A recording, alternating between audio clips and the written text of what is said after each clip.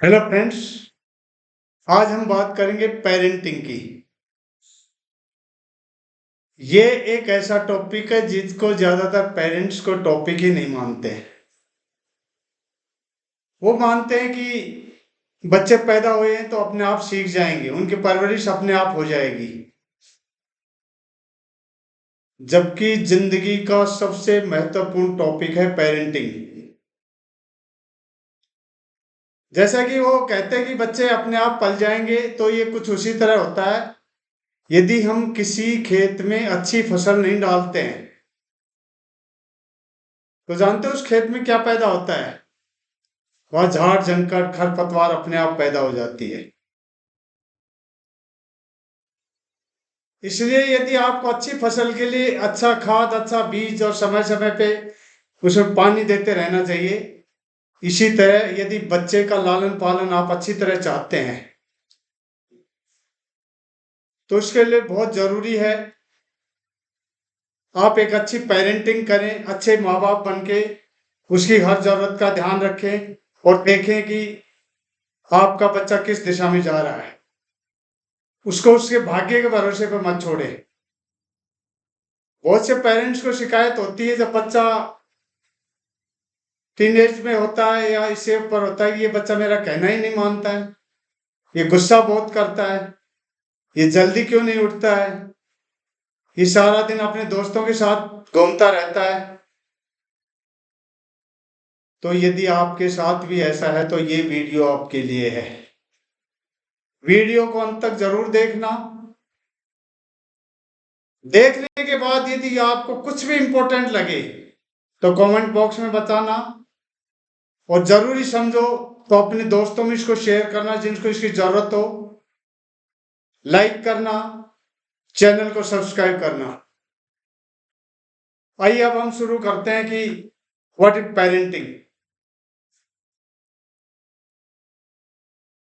Parenting एक ऐसा subject है जो हमें यह बताता है कि हम बच्चे में क्या देखना चाहते हैं फ्यूचर में। अपने माइंड में एक क्लियरिटी होनी चाहिए कि हम अपने बच्चे में क्या देखना चाहते हैं। जनरली 7 साल की उम्र तक माइंड की कंडीशनिंग हो जाती है बच्चे को, जिसको बोलते हैं उसके सारे बिलीफ्स उसके माइंड में फिक्स हो जाते हैं। क्योंकि 7 साल की उम्र तक ऐसा माना जाता है कि उसका लॉजिकल माइंड ज्यादा डेवलप नहीं होता है। उसको जो भी कुछ बताया जाता है उसको एज इट इज मान लेता है। उसको यह बताया जाता है कि तुम किस परिवार में पैदा हुए हो, किस धर्म में पैदा हुए हो, तुम्हारा कंट्री कौन सा है, तुम्हारे यहाँ पूजा कैसे की जाती है, बड़ों से कैसे बात की जाती है।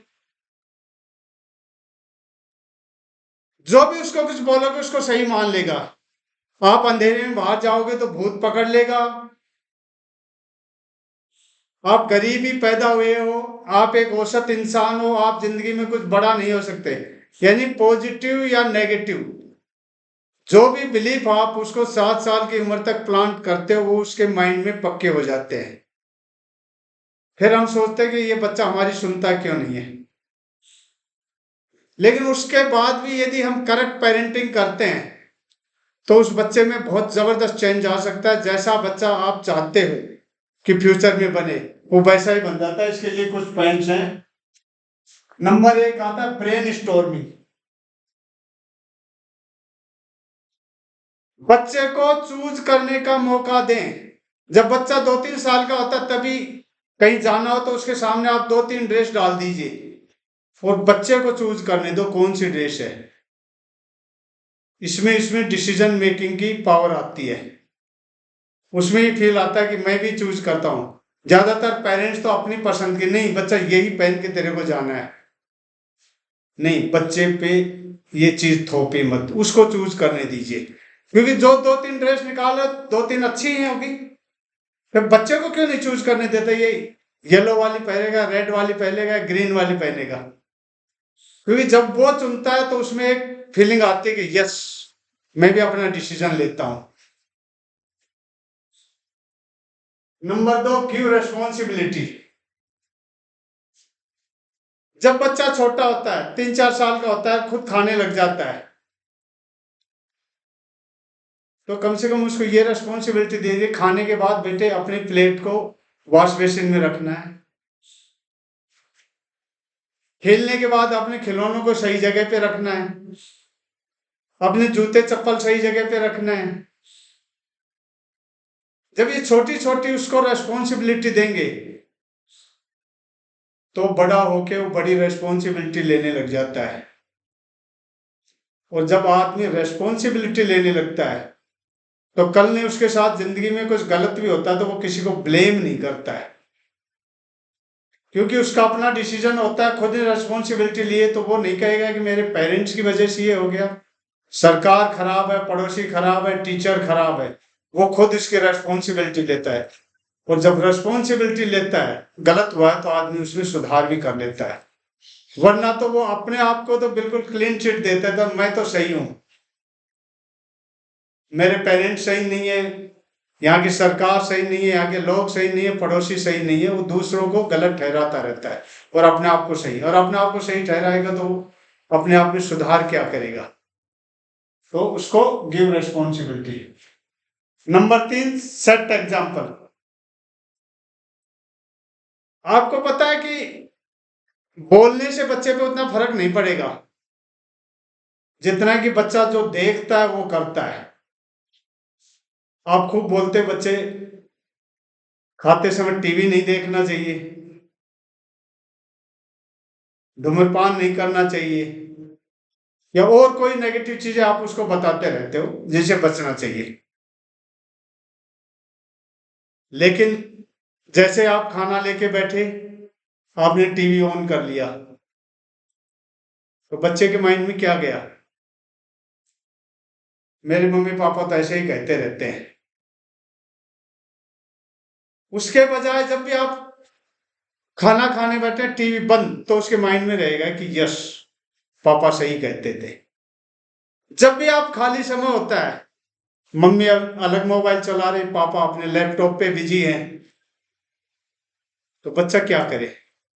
ऐसे में बच्चा जिद करने लग जाता है चीजों की, और वो भी जब ज्यादा जिद करता तो उसकी मम्मी उसको मोबाइल दे के अपना पीछा छुड़ा लेती है और अपना काम करती है, और धीरे धीरे उसको मोबाइल का एडिक्शन हो जाता है। आप चाहते हैं कि आपका बच्चा जिद्दी नहीं करे, वो चीज करे जो आप चाहते हैं, तो आपको एक एग्जाम्पल सेटअप करना पड़ेगा, आपको भी वो चीजें नहीं करनी चाहिए। Number 4, quality time. बच्चे को आपका क्वालिटी टाइम चाहिए। बच्चा मोबाइल की जिद, खिलौनों की जिद कब करता है? जब आप उसको समय नहीं देते हैं। वो चाहता है कि उसके मम्मी पापा उसके साथ खाना खाएं, खेलें, उसको कविता सुनाएं, कहानियां सुनाएं, उसके साथ सोएं। ये बच्चे का क्वालिटी टाइम होता है। ये टाइम आज बिल्कुल छिन चुका है बच्चों से, इसलिए बच्चा बोर होके अपनी मनमर्जी से कभी मोबाइल उठा लेता है, कभी टीवी पर वायलेंट सीन देखता रहता है, और धीरे धीरे, क्योंकि जो अंदर जाता है वही बाहर आता है, वो खुद भी बच्चा वायलेंट हो जाता है। Number 5, don't compare. हम बच्चों की बड़ी जल्दी तुलना कर लेते हैं कि देख शर्मा जी का बच्चा तेरे से कितना अच्छा है, उसके कितने अच्छे नंबर आए हैं। हर बच्चे में कुछ प्लस पॉइंट, कुछ नेगेटिव पॉइंट होते हैं। आप अपने बच्चे में भी तो कुछ ऐसे पॉजिटिव पॉइंट्स होंगे जिसकी आप चर्चा कर सकते हो, जो दूसरे बच्चों में नहीं है। लेकिन हम क्या चाहते हैं? प्लस पॉइंट तो इसके नेचुरल रहने चाहिए, इसके नेगेटिव पॉइंट दूसरे से तुलना करके उसको भी हम पॉजिटिव में कन्वर्ट करना चाहते हैं, जबकि ऐसा होता नहीं है। आप उसकी स्ट्रेंथ पे बात करिए,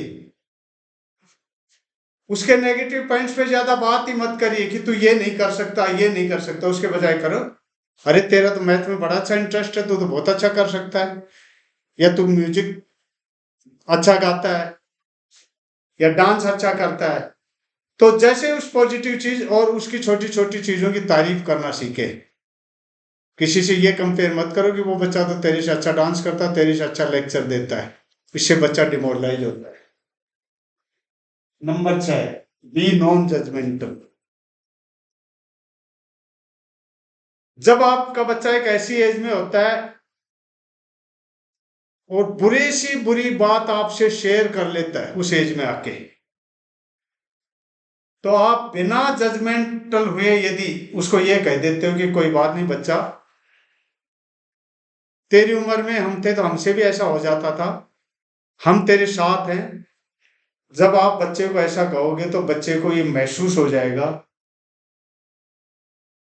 और वो अपने आप में गिल्ट नहीं पालेगा कि मैंने कोई गलत किया है, और अपने आप सुधार कर लेगा। और यदि उसी टाइम आप डांटना डटना शुरू कर देते हो तो बच्चा एक अपराध बोध से ग्रसित हो जाता है कि मैंने क्या कर दिया।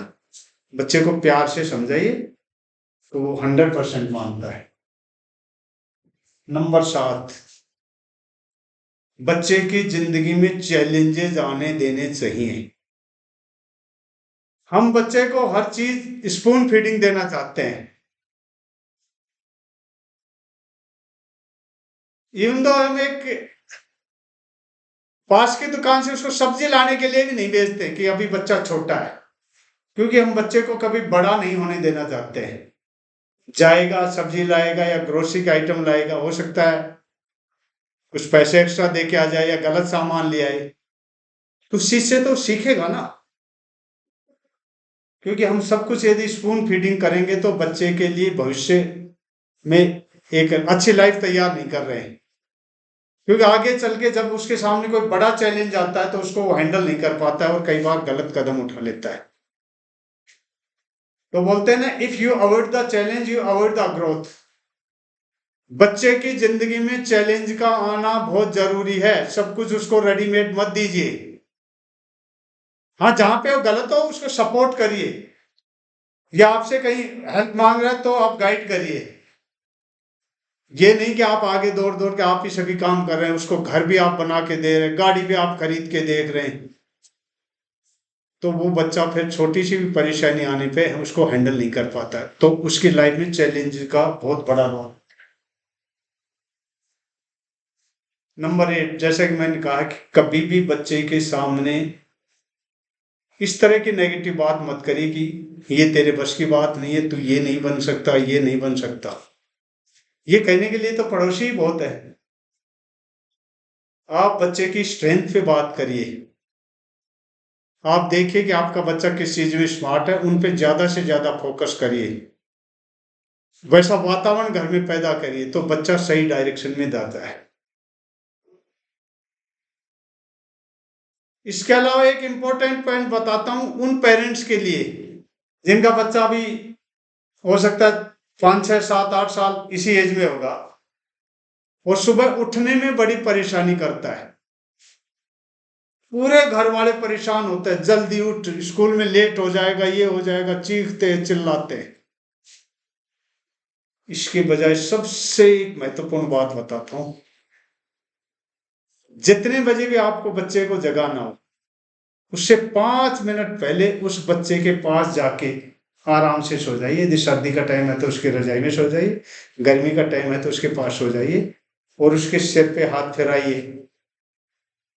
उस टाइम आप कुछ गा भी सकते हैं, नहीं तो आप बोल सकते हैं मेरा मुन्ना राजा, मेरा प्यारा बेटा, कुछ ये कह के, और 5 मिनट बाद आप कुछ कहते चलो बेटा उठने का समय होगा, हम उठते हैं। आई एम श्योर वो बच्चा 100% उठ जाएगा। तो ये कुछ टिप्स थे, यदि हम इनको फॉलो करते हैं, कोई मुश्किल काम नहीं है, तो हम एक बच्चे को बहुत अच्छी जिंदगी दे सकते हैं। पेरेंटिंग वैसे तो इसकी कोई एज नहीं कि किसी एज तक करनी चाहिए, लेकिन यदि बोलते हैं कि आप 20-21 साल तक बच्चे को संभाल लेते हो तो एक बहुत अच्छी लाइफ लीड करता है, और यदि नहीं संभालते तो पूरी जिंदगी बच्चे को आपको संभालना पड़ता है। Choice is yours. तो इस वीडियो में आपको सबसे अच्छा पॉइंट क्या लगा कमेंट करके बताना, अपने दोस्तों में शेयर करना, चैनल को सब्सक्राइब करना। Thank you very much.